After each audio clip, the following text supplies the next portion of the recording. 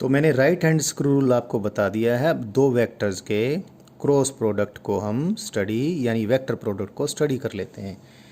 दो वेक्टर्स मैंने सपोज किए, यानी दो वेक्टर्स का मैंने क्या ले लिया, ग्राफिकल रिप्रेजेंटेशन ले लिया। ये वेक्टर ए का और ये वेक्टर बी का। क्योंकि मुझे एक विशेष ज़रूरत पड़ने वाली है, ये दो वेक्टर जिस प्लेन में हैं उस प्लेन को भी मैं डायग्राम के जरिए क्लियर करना चाह रहा हूँ। So these two vectors A vector and B vector lie in this plane. इस प्लेन को मैं शेडेड कर देता हूँ जिससे कुछ 3D व्यू आ जाए। और इस प्लेन के परपेंडिकुलर कोई यूनिट वेक्टर भी ड्रा कर देता हूँ। इस प्लेन के परपेंडिकुलर ऊपर की तरफ भी हो सकता है, नीचे की तरफ भी हो सकता है। ये मैंने एक यूनिट वेक्टर ड्रा कर दिया किधर, इन दोनों के प्लेन के परपेंडिकुलर एन कैप। ये एन कैप है तो इससे अपोजिट क्या हो जाएगा, इससे अपोजिट हो जाएगा माइनस एन कैप।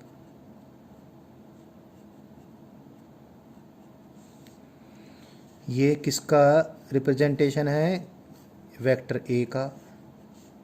सो इस रिप्रेजेंटेशन को मैं क्या बोल दूं, representation of vector A. This is A vector and this is say B vector and the angle between A vector and B vector is say theta. अब A vector का B vector के साथ हमने वेक्टर प्रोडक्ट लेना है। Vector product को cross के जरिए हम डिनोट करेंगे। इसका नोटेशन इस प्रकार से बनाएंगे। तो क्योंकि इन दोनों को हमने इस प्रकार मल्टीप्लाई करना है कि इनका प्रोडक्ट एक वेक्टर क्वांटिटी हो, तो सपोज इनका जो प्रोडक्ट एक वेक्टर क्वांटिटी जो है, सपोज वो सी वेक्टर है। तो इस सी वेक्टर के बारे में मुझे आपको समझाना है। किसी वेक्टर के बारे में समझाने के लिए उसकी मैग्नीट्यूड भी बतानी पड़ेगी और उसकी डायरेक्शन भी तो बतानी पड़ेगी। तो पहले तो सी वेक्टर की मैग्नीट्यूड डिफाइन करूं। तो दो वेक्टर के वेक्टर प्रोडक्ट या क्रॉस प्रोडक्ट की मैग्नीट्यूड हमने डिफाइन की है, एक वेक्टर की मैग्नीट्यूड मल्टीप्लाइड बाय दूसरे वेक्टर की magnitude multiplied by sine of the angle between the two vectors. तो ए वेक्टर क्रॉस बी वेक्टर अगर सी वेक्टर है तो सी वेक्टर की मैग्नीट्यूड कितनी आई, ए बी साइन थीटा आई। अब मैग्नीट्यूड तो सिंपल बात है, हो गई है। अब डायरेक्शन की बात करें। डायरेक्शन को बहुत ध्यान से समझना है, बहुत इम्पोर्टेंट है वेक्टर प्रोडक्ट। तो डायरेक्शन समझे। नंबर एक, तो डायरेक्शन में भी दो बात हैं। नंबर एक बात, इस प्रोडक्ट वेक्टर की सी वेक्टर की डायरेक्शन ए और बी दोनों वेक्टरों के परपेंडिकुलर है। यानी C vector is perpendicular to A vector and it is perpendicular to B vector as well. यानी सी वेक्टर ए वेक्टर और बी वेक्टर दोनों के ही परपेंडिकुलर है, यानी दोनों के प्लेन के परपेंडिकुलर है। लेकिन दोनों के प्लेन के परपेंडिकुलर तो एन कैप भी हो सकता है, माइनस एन कैप भी हो सकता है। आई थिंक ये ड्राइंग आपको क्लियर होगी। ये अगर थोड़ी बहुत कम क्लियर है तो मैं इसको कलर कर देता हूँ इस प्लेन को। तो ये मैंने कलरिंग भी कर दी है जिससे आपको साफ तौर पे ए और बी का प्लेन दिख जाए। ए और बी वेक्टर जिस प्लेन में है वो प्लेन आपको दिख जाए। सो सी अगेन मैंने बताया सी वेक्टर के बारे में पहले। सी वेक्टर क्या होगा, ए के भी परपेंडिकुलर होगा, बी के भी परपेंडिकुलर होगा। क्योंकि ए और बी दोनों के परपेंडिकुलर, दोनों के प्लेन के परपेंडिकुलर होगा। ए और बी का प्लेन ये मैंने कलर करके दिखाई रखा है। इसका मतलब सी वेक्टर इन दोनों के प्लेन के परपेंडिकुलर है, तो या तो एन कैप डायरेक्शन में होगा या माइनस एन कैप डायरेक्शन में होगा। जैसे मैं वैसे ये तो है ही है, एक और मेरे पास तरीका है।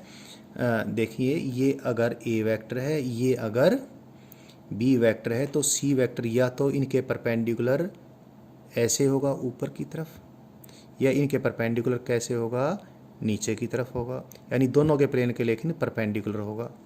तो वापिस से यहाँ पर आ जाते हैं। जो सी वेक्टर है, सी वेक्टर या तो एन कैप डायरेक्शन में होगा या माइनस एन कैप डायरेक्शन में होगा। तो लेकिन किधर होगा, अब ये जानकारी मैं आपको फाइनल कर देता हूँ। सी वेक्टर की direction right hand screw rule के अनुसार होगी, और इसीलिए मैंने राइट हैंड स्क्रू रूल पहले आपको बताया था। अब यहाँ पर राइट हैंड स्क्रू रूल का मीनिंग ये है, the direction of the C vector, मैं थोड़ा अंग्रेजी में बोल लेता हूँ, the direction of the product vector is number 1 perpendicular to the plane of the two vectors, and number 2 it is along the direction, it is in the direction along which the right hand screw would advance if it is twisted from first vector towards the second vector through the smaller angle between them।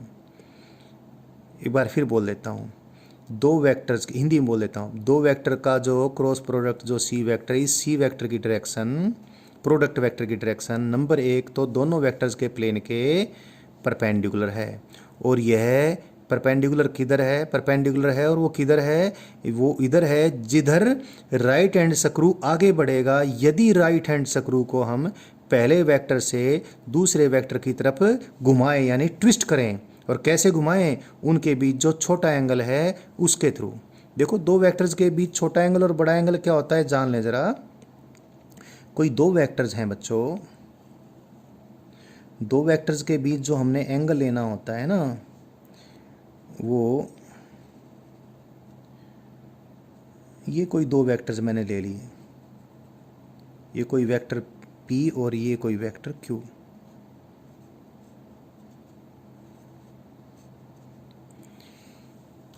तो P और Q vector के बीच एक तो angle ये है और एक angle ये नहीं, ये वाला एंगल, ये वाला एंगल P और Q के बीच में नहीं, ये एंगल, ये वाला एंगल तो माइनस P और Q के बीच में हो जाएगा।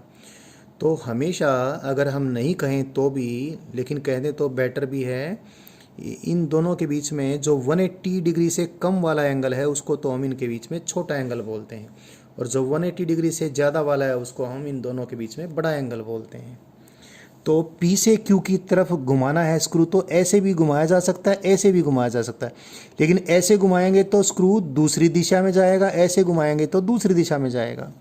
इसलिए ये ठीक से डिफाइन करना होगा कि स्क्रू को हमने कैसे घुमाना है A से B की तरफ।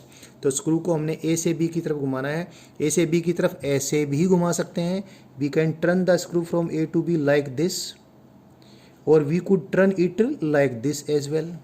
तो हमने कैसे घुमाना है ये बहुत इंपॉर्टेंट है, इसलिए मैंने थ्रू स्मॉलर एंगल बोला है। सो लेट मी रिपीट, जो बात थी बड़ी इंपॉर्टेंट है इसलिए बार बार कहना जरूरी है कि if C is A vector which is product vector of the two vectors A vector and B vector, then the direction of C is perpendicular to both the vectors, and it is that in which the right hand screw would advance if it is twisted from the first vector toward the second vector through the smaller angle between them। ये मैंने बात बोल दी है हिंदी में भी और अंग्रेजी में भी, लेकिन बोली हुई बात को समझाना ज़रूरी है।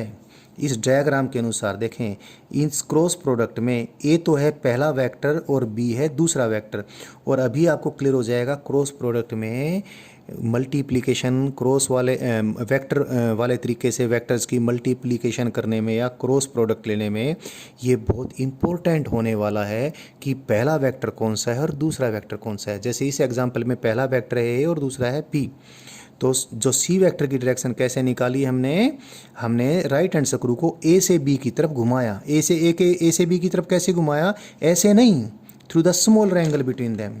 तो देखें फिर स्क्रू कैसे जाएगा, ये देखो स्क्रू तो ऐसे जाएगा। राइट हैंड की फिंगर्स को हम कैसे घुमा दें, राइट हैंड की फिंगर्स को पहले वेक्टर से दूसरे वेक्टर की तरफ घुमा दें, तो राइट हैंड स्क्रू हमने राइट हैंड की फिंगर्स और अंगूठे के इशारे के अनुसार ही काट रखे हैं। तो भैया जब A से B की तरफ राइट हैंड की फिंगर्स घुमाएंगे यानी स्क्रू घुमाएंगे तो किधर जाएगा, इधर जाएगा। और ये तो कौन सी डायरेक्शन है, तो एन कैप वाली डायरेक्शन है। तो C कैप की डायरेक्शन कौन सी आ गई, एन कैप डायरेक्शन आ गई। और साथ में एक चीज़ और भी, पहले तो इसको लिख दूँ फिर दूसरी चीज़ भी लिख दूंगा। तो C वेक्टर इज अलोंग किधर आया इस डायग्राम के अनुसार, एन कैप आया। तो इस सारी बात का इस्तेमाल करके मैं सी वेक्टर को लिखना चाहूँ, सी वेक्टर की मैग्नीट्यूड तो कितनी, ए बी साइन थीटा, और सी वेक्टर की डायरेक्शन कौन सी, एन कैप। यहाँ पर एक चीज़ और भी आप अच्छे से देख लें, B vector cross A vector अगर लेते हैं, B vector cross A vector की मैग्नीट्यूड तो कितनी, B A sine theta, direction देखें, बी से ए की तरफ राइट हैंड का स्क्रू घुमा तो किधर गया, ए माइनस एन कैप डायरेक्शन में जाएगा, बी से ए की तरफ घुमाएंगे तो डायरेक्शन कौन सी आ गई, माइनस एन कैप। तो आपने देख लिया B vector cross A vector तो है minus B A sine theta N cap, और A vector cross B vector क्या है, A vector cross B vector है बी ए साइन थीटा है, ए बी साइन थीटा एक ही बात है, माइनस साइन इसमें नहीं है। तो आपने क्या देखा, आपने अभी ये देखा A vector cross B vector is not equal to B vector cross A vector, और साथ में इनके बीच में रिलेशनशिप भी देख ली, क्या A vector cross B vector क्या है, B vector cross A vector का नेगेटिव वेक्टर, देख लीजिए। तो वेक्टर प्रोडक्ट में वेक्टरों को मल्टीप्लाई करने का क्रम कौन सा है, पहला कौन सा वेक्टर है, दूसरा कौन सा वेक्टर है, बहुत अच्छे से आपको ध्यान में रखना है।